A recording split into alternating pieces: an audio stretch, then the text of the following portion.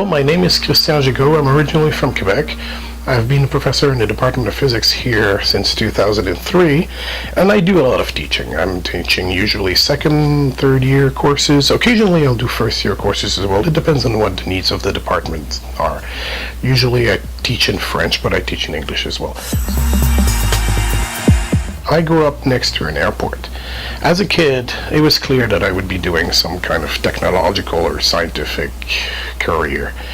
And I ended up choosing physics because it was the most interesting field. It was the only field where you could understand at the same time how it is that your car starts in the morning, and also the intricacies of, for instance, what happens in the satellites that give you your GPS signal that you have in your car. Both at the same time, just the very, very day-to-day knowledge and understanding of how a universe operates, to how special relativity, all this stuff that you hear on the news, the gravitational waves, and how can we relate that to our daily life. One of the things we were studying this semester in statistical physics is how to relate the microscopic properties. You know, you may have heard of quantum mechanics and the properties of atoms and particles, and how to relate that to what you observe. Why is the sky blue, for instance? How come the sky is blue?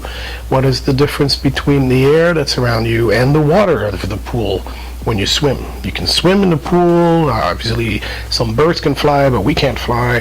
What are the differences? What is the reason why all your socks are stuck together when they come out of a dryer machine if you forgot to put that little softener in it?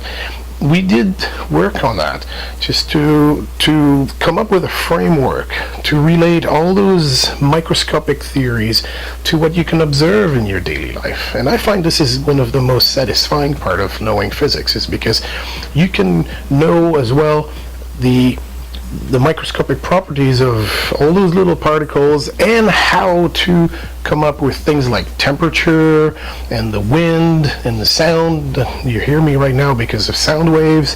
What's the difference between sound waves and light waves, for instance?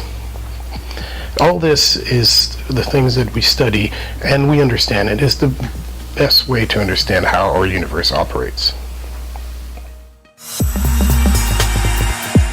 The University of Ottawa has something very special to offer, which is basically the contact between the French and the English culture of Canada. And I find it interesting. We have professors here that are bilingual, others mostly speak French, others mostly speak English.